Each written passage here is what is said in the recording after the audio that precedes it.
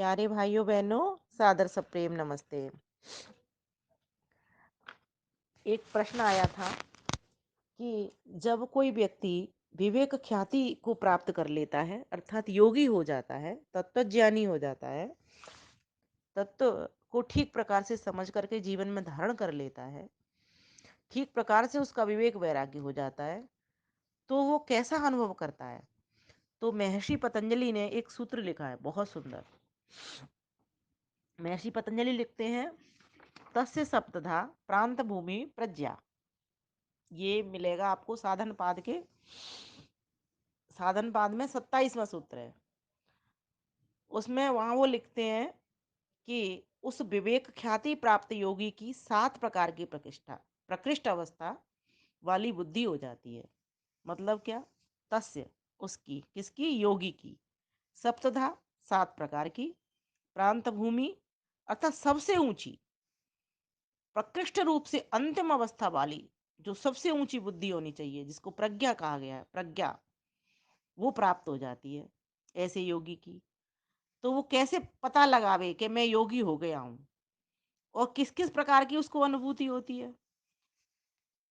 तो वहां पर इसको हमें समझना पड़ेगा कि वे कौन सी 7 अनुभूतियां हैं जो उसको होती है, जिसके आधार पर वो अपना जजमेंट करता है, अपना निर्णय लेता है कि मैं योगी हो गया। तो पहली बात, आप नोट करना चाहें तो कर सकते हैं, जो छोड़ने योग्य है मैंने उसको पूरी तरीके से जान लिया है। यह सारा संसार 4 दुखों से भरा हुआ सुख का सागर है। इस बात को वो समझता है कि हर संसार के प्रत्येक सुख के भीतर 4 प्रकार के दुख मिले हुए रहते हैं। 4 प्रकार के दुख कौन से हैं? परिणाम दुख, ताप दुख, संस्कार दुख, गुण वृत्ति विरोध दुख। ये 4 प्रकार के दुख हर सुख के साथ में बंधे हुए रहते हैं। माना कि आप आज एक कोई कपड़ा लेके आए बाजार से, 4 दिन आपने पहना, आपको सुख मिला, लेकिन फिर उसका रंग उतरने लगा, आपको दुख मिलने लग गया। इसी प्रकार से पूरे संसार में पुत्र घर में हुआ, खुशी हुई, सुख मिला, लेकिन कोई न कोई पुत्र में ऐसा दुर्गुण, दुर्व्यसन आ गया कि आपको वो दुखी करने लग गया। अपने ही शरीर की बात करें तो शरीर बढ़िया है, अच्छा लग रहा है, लेकिन अगर इसमें कोई रोग आ गया तो यही हमें दुख भी पहुंचाने लग गया। तो सारा संसार, जो भी वस्तुएं, जो भी पदार्थ हैं, वे सुख देती हैं, तो साथ साथ उनके दुख भी आता रहता है।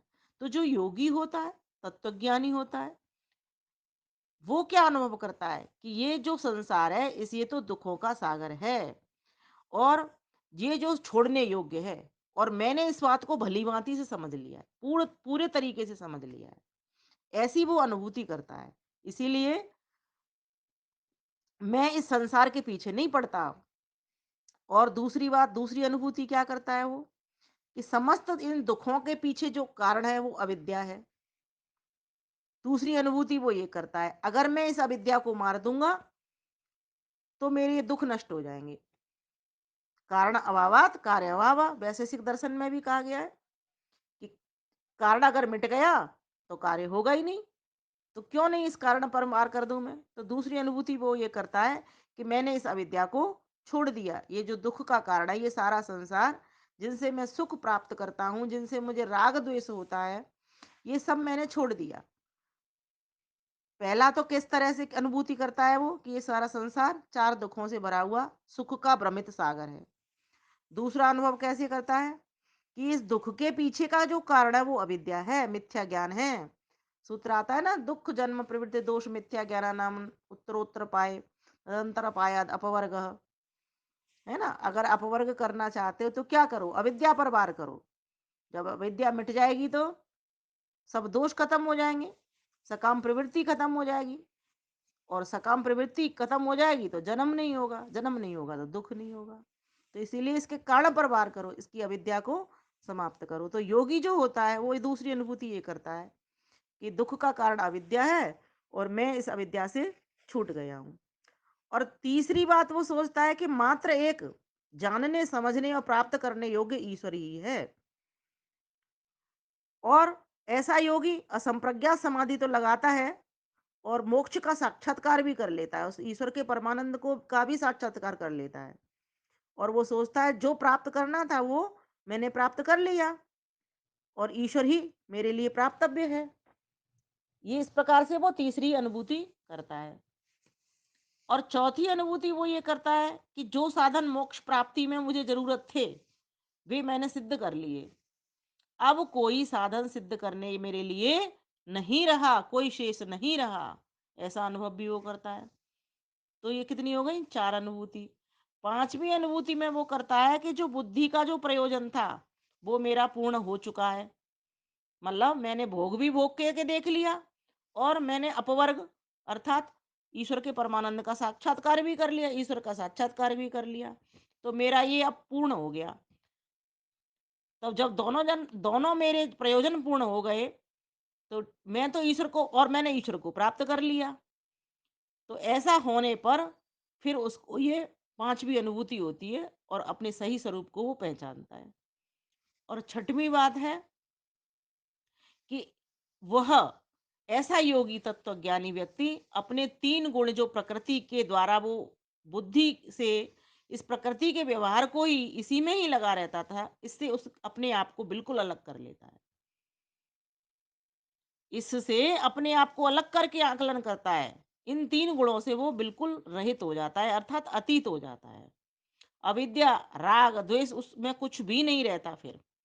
प्रकृति से अपने आप को, क्योंकि ये सारी चीज़ें मिलने वाली कहाँ से हैं? ये प्रकृति से है। इनसे वो हट जाता है और प्रकृति के ये 3 गुण हैं सत्व, रज, तम, है ना? प्रकाश, क्रिया, स्थितिशीलम, भूतेन्द्रियात्मकम, भोग, अपवर्ग, अर्थम, दृश्यम। तो प्रकाश, क्रिया और स्थिति, ये सत, रज और तम, ये 3 गुण प्रकृति से मिले और इन तीनों से अपने आप को अतीत पाता है वो। और एक अनुभूति और रह गई, कौन-सी? कि ये जो 3 गुण हैं, वे इस प्रकार से मेरे से दूर हो गए हैं, जैसे कोई व्यक्ति पर्वत के शिखर से गिर रहा हो, प कोई पत्थर पर्वत के शिखर से गिर रहा हो और गिर कर के वो बीच में ना, मतलब जैसे गिरे और गिर करके मध्य में नहीं रुके, मतलब नीचे आकर के गिर जाए। इस तरीके से मुझसे ये प्रकृति हट गई है। प्रकृति के तीनों गुण प्रलय में चले गए हैं, कारण में लीन हो गए हैं चित्त के साथ। ऐसा वो अनुभव करता है। तो इस प्रकार से ये 7 अनुभूतियों वाली जो प्रज्ञा बन जाती है, इसको कहा है प्रांत भूमि, प्रकृष्ट प्रज्ञा। ऐसा जो तत्वज्ञानी व्यक्ति होता है वो ये अनुभव में इस बात को ले आता है और ऐसे ही योगी को फिर कुशल कहा जाता है। ऐसे ही योगी को जीवन मुक्त भी कहा जाता है। और जीवित शरीर में रहते हुए तो आत्मा मोक्ष का अधिकारी बन गया तो जीवन मुक्त कहाएगा। और जैसे ही वो शरीर को छोड़ेगा तो उसका अगला जन्म होगा नहीं, तो वो सीधा परमात्मा में ही निवास करेगा। अब प्रश्न हो सकता है कि परमात्मा कोई एक जगह पे है क्या? कोई उसका एक अलग स्थान है क्या मोक्ष का? तो सा ऐसा नहीं है, पूरे ब्रह्मांड में भी परमात्मा रहता है और ब्रह्मांड के अलावा भी 3 पाद और 3 अंश और उसके बड़े हैं, वहाँ भी वो परमात्मा रहता है जहाँ पर प्रकृति नहीं है। तो इतनी इतनी जगह फैला वाले परमात्मा का परमानंद अर्थात मोक्ष स्थान उस योगी को प्राप्त हो जाता है शरीर छोड़ने के बाद में। तो ऐसी अनुभूति जिसके भीतर होना प्रारंभ हो जाए, ये अनुभव होने प्रारंभ हो जाए कि संसार तो ये नश्वर है, जाएगा और इसमें 4 प्रकार के दुख मिले हुए हैं, तो मैं क्यों इस संसार के पीछे पड़ूं? और इस इन दुखों के पीछे का कारण क्या है? अविद्या है ना? प्राप्त करने योग्य ईश्वर ही है और मैं इस ईश्वर को प्राप्त मैंने कर लिया है। जो साधन ईश्वर को प्राप्त करने में मेरे लिए आवश्यक थे वो मैंने प्राप्त कर लिए हैं, है ना? और जो बुद्धि के मेरे प्रयोजन थे वो मैंने इस प्रकृति से पूर्ण कर लिए, भोग भी कर लिया और मैंने अपवर्ग भी कर लिया, क्योंकि ये प्रकृति परार्थ है। ये मुझे भोग और अपवर्ग कराने के लिए परमेश्वर की कृपा से प्राप्त हुई है साधन के रूप में। तो मैंने इन साधनों को भी प्राप्त कर लिया। तो ये बात भी मुझे समझ में आ गई, मैंने भोग करके भी संसार में देख लिया और मैंने ये मोक्ष के साधन थे इनको भी प्राप्त कर लिया। और मैं इन 3 गुणों से बिल्कुल अलग हो गया हूँ। जैसे कि पर्वत के शिखर से गिरे हुए पत्थर भूमि पर आ जाते हैं, बीच में नहीं ठहरते। इसी प्रकार से ये गुण भी, स्थूल सूक्ष्म शरीर आदि भी अपने कारण प्रकृति में चित्त के साथ लीन हो गए हैं। इससे मेरा अगला जन्म नहीं होगा, ऐसी अनुभूति वो करता है। मैं राग द्वेष से पूरी तरीके से पृथक हो गया हूँ, सभी क्लेश मेरे हट गए हैं। और ऐसे ईश्वर साक्षात्कार की अवस्था का नाम ही तो मुक्ति है। तो ऐसी जीवन मुक्ति वो कर लेता है। फिर जब शरीर छोड़ छूटता है उसका, तब जा करके फिर उसको अगला जन्म नहीं होता और पा लेता है। तो जिस जिस व्यक्ति को ये 7 अनुभूतियाँ होती हों और नित्य प्रति क्षण, समझना वो तत्व ज्ञानी बन रहा है। और ये इतना आसान नहीं है। ज्ञान में तो ये हमारे में आ गई हैं ये बातें। लेकिन क्या हमारे व्यवहार में ये चीज़ें चलती हैं क्या? किसी से लेन-देन करें, है ना? कहीं पे जाएँ, आएँ, गमन-आगमन करें, कहीं से किसी से वार्ता व्यवहार करें, किसी से इंद्रियों से व्यवहार करें। क्या तब ये अनुभव बने रहते हैं हमको इस तरीके के? ऐसी उत्कृष्ट प्रज्ञा सप्तधा हमारे पास होनी चाहिए, तब हम तत्वज्ञानी कहलाएँगे।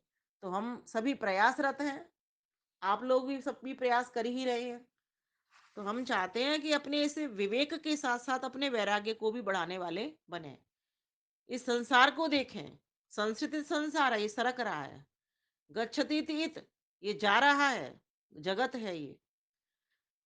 कोई चीज यहाँ पर ठहरने वाली नहीं है, सब में परिवर्तन हो रहा है। शरीर को देख लो, ये भी जड़ प्रकृति से बना है, ये भी नित्य जा ही रहा है। पहले कैसे थे, अब कैसे हो गए, और आगे कैसे और हो जाने वाले हैं। और आगे जाती हुई दुनिया को देखो, जो चीज बन रही है वो बढ़ रही है और बिगड़ रही है। तीन काम सारे संसार में हो रहे हैं। हो रहा है जाने के लिए हो रहा है। जो चीज बन रही है वो बिगड़ रही है। लेकिन जो चीज नहीं बनती वो बिगड़ती भी नहीं है, और जो है लेकिन, तो ऐसे तीन तत्व अनादि हैं। इनका ठीक ठीक प्रकार से हम ज्ञान लेकर के अपने विवेक के स्तर को और वैराग्य के स्तर को बढ़ाने वाले बने। संसार में कुछ नहीं रखा, संसार पति के पास हमें पहुंचना है, जिसके पास परमानंद है। और परमानंद कोई एक स्थान पर नहीं है, सर्वत्र है। क्योंकि वह ईश्वर सर्वत्र, सर्वज्ञ, सर्वदेशीय, सर्वशक्तिमान, सर्वव्यापक है। इसीलिए कोई एक मोक्ष का स्थान नहीं होता। ईश्वर में जब आप ईश्वर के आनंद को पा गए, ईश्वर में ही जब आप खो गए, तो हर जगह फिर आपको आनंद ही आनंद मिलेगा। आप कहीं भी जाओ, सूरज में जाओ, चांद में जाओ, सितारों में जाओ, पृथ्वी पर आओ, घर में जाओ, दुकान में जाओ, कहीं भी घुसो आप शरीर छोड़ करके, तो आपको सब जगह पर फिर आनंद प्राप्त हो जाएगा, क्योंकि ईश्वर सर्वत्र है। तो ऐसा योगी को इस शरीर में रहते हुए भी, शरीर के साथ रहते हुए भी, शरीर से वो असंग जैसा बना रहता है। जैसे परमात्मा सारे ब्रह्मांड में रहता है, लेकिन इस शरीर संसार से असंग बना रहता है।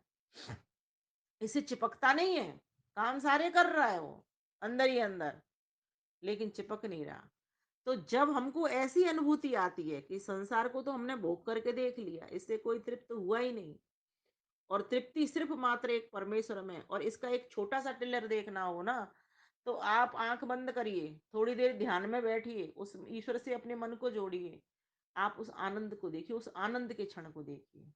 और जिस दिन गहरी नींद सोइए, जिस दिन सपना एक भी नहीं आए, तब अनुभव करिए, एक वो भी एक टिलर है, ऐसा परमानंद जिसमें एक भी कष्ट नहीं, एक भी क्लेश नहीं। क्यों? क्योंकि उस परमानंद में भी एक भी कष्ट क्लेश नहीं है, उस मोक्ष सागर में भी एक भी कष्ट क्लेश नहीं है, उस ईश्वर में भी एक भी कष्ट क्लेश नहीं है। इसीलिए अगर आपको तृप्ति करनी है असली, है ना, करनी तो सभी को, हमको सबको करनी है, आपको और हमको, तो ऐसा ज्ञान वैराग्य पक्का करिए अपना।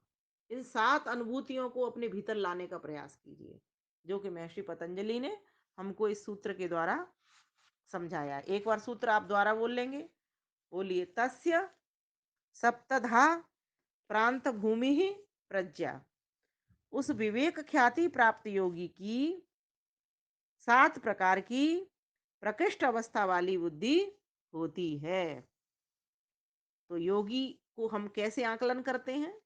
इन्हीं 7 अनुभवों के द्वारा उसकी बुद्धि का आकलन किया जाता है कि ये व्यक्ति सही मायने में योगी है या नहीं। या अपना भी आकलन करना हो कि हम क्या संसार को छोड़ पा रहे हैं? क्या संसार में सुख ही सुख देख रहे हैं? क्या संसार में हर सुख के साथ दुःख भी देख रहे हैं? ऐसे-ऐसे अपना अनुभव करिए। क्या हमारी अविद्या छूट गई है? क्या हम अविद्या से पीछा छुड़ा पा रहे हैं? क्या जो प्राप्त करने योग्य वस्तु है उसको हम प्राप्त करने के लिए आगे बढ़ रहे हैं? है ना? क्या हम प्रकृति को उसके कारणों में लीन कर रहे हैं? हम अपने चित्त को प्रकृति के चित्त के साथ हम अपनी जो प्रकृति है, सत्व रज तम है, इसको क्या हम प्रकृति में लीन कर रहे हैं? क्योंकि चित्त किससे बना? मन किससे बना? बुद्धि किससे बने? ये सब प्रकृति से बने हुए हैं। आत्मा के पास तो ये चित्त मन इसको प्रदत्त है, मिले हुए हैं, साधन के रूप में मिले हैं। इसके अपने नहीं हैं, स्वाभाविक नहीं है, नैमित्तिक है, ये सब ईश्वर ने दिए हैं। किस लिए? कार्य व्यवहार करने के लिए दिए हैं। तो कार्य व्यवहार खत्म हो गया। जब भोग और अपवर्ग हमारा पूरा हो गया, जो जानना था उसको जान लिया, अब कुछ शेष बचा नहीं। प्राप्तम प्रापणीयम, प्राप्त करना था प्राप्त कर लिया, अब कुछ शेष बचा नहीं। तो फिर कार्य व्यवहार हो गया। जब किसी काम को हम करते हैं तो साधनों की कब तक जरूरत पड़ती है? जब तक वो काम पूरा नहीं हो जाता।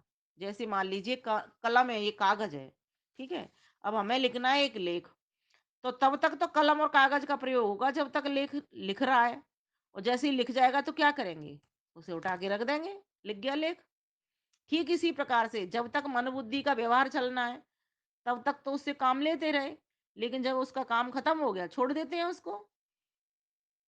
ये संसार को भोग करने के लिए और संसार को समझने के लिए तो ये मन बुद्धि इंद्रियां मिली, शरीर मिला। संसार को समझ लिया और जिसने संसार बनाया उसको समझ लिया और अपने आप को समझ लिया, ईश्वर को समझ लिया, जीवात्मा को समझ लिया, प्रकृति को समझ लिया। जब सबको समझ लिया, तीनों तत्वों को समझ लिया, तो फिर अब बचा ही क्या? और यहाँ पर वो भोग करके भी देख लिया कि खूब देखा हमने इस चीज में सुख है, तो वहां देखा 4 दिन सुख मिला, फिर दुख की प्राप्ति हो गई, है ना? तो भी हमें पता चलता है, इस बात से भी चलता है। तो अपने आप को अगर आप आकलन करना चाहते हो और योग की दिशा में बढ़ना चाहते हो, तो इस तरह से अपना आकलन करिए। ये 7 अनुभूतियाँ क्या आपको हो रही हैं? अगर आपको हो रही हैं, तो आप योगी, अपने आप को योगी मान लो। फिर आप दुखी नहीं हो सकते फिर, ये बात और है। अगर आप दुखी हो रहे हो तो अविद्या भरी हुई है। बस इसी से आपको स्पष्ट हो जाएगा। दुःख आने पर भी आप दुखी नहीं होते हो। सुख आने पर भी आप हर्षित नहीं होते हो। देखो ये बड़ी बात है। ये तपस्वी जो व्यक्ति होते हैं, विवेकी व्यक्ति होते हैं, ज्ञानी व्यक्ति होते हैं, वे इस बात को समझ लेते हैं। इसीलिए वो सुख आने पर कभी झूलते नहीं और दुख आने पर प्रभु को भूलते नहीं, अर्थात टूलते नहीं। मीन्स दुख आने पर घबराते नहीं, सुख आने पर प्रसन्न नहीं होते बहुत अधिक, हर्षाते नहीं। तो इस प्रकार से हमें इन 7 अनुभूतियों के आधार पर अपने आप को परखना चाहिए और ऐसी प्रज्ञा बुद्धि हमको प्राप्त करनी चाहिए। और ऐसी प्रज्ञा व्यक्ति योगी की होती है, जो विवेक ख्याति को प्राप्त कर जाता है, जो तत्वज्ञानी हो जाता है। तो ये कुछ अनुभूतियां मैं श्री पतंजलि के अनुसार, सूत्र के अनुसार और साधन बाद का ये जो सूत्र है इसके अनुसार आपके समक्ष रखने का प्रयास किया। आपने ध्यानपूर्वक सुना। आपका बहुत बहुत धन्यवाद। नमस्ते जी।